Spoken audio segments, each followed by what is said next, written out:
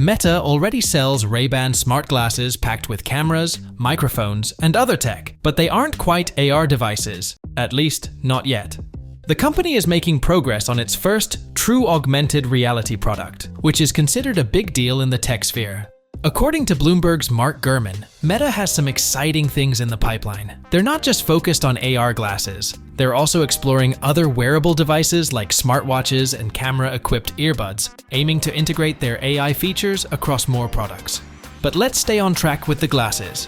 Meta is expected to release a higher-end version of their smart glasses this year, codenamed Hypernova. These glasses will look similar to the current Ray-Ban models, but with a major upgrade, a display on the bottom of the right lens that projects information into the wearer's field of view. Users will be able to check notifications, run basic apps, and even view photos taken by the device. It's not full-blown AR, but it's a step closer to the future. Of course, this upgrade comes at a cost. While the current Meta Ray-Bans start at $299, Hypernova glasses are expected to land somewhere around $1,000. That's a big jump, but with more advanced features, it might just be worth it for gadget heads. But hold on, these aren't the AR glasses we're really here to talk about.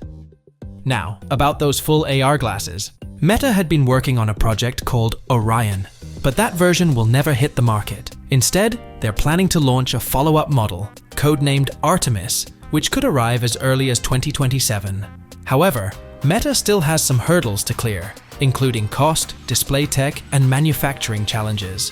Despite these obstacles, insiders say the Artemis prototypes are more advanced and noticeably lighter than the Orion test units. Weight has been a major issue for AR devices. It's clear Meta is serious about bringing AR to the mainstream, but it's going to take some time. For now, would you pay $1,000 for smart glasses with an embedded display? Let me know in the comments, and don't forget to subscribe for more such videos. Peace.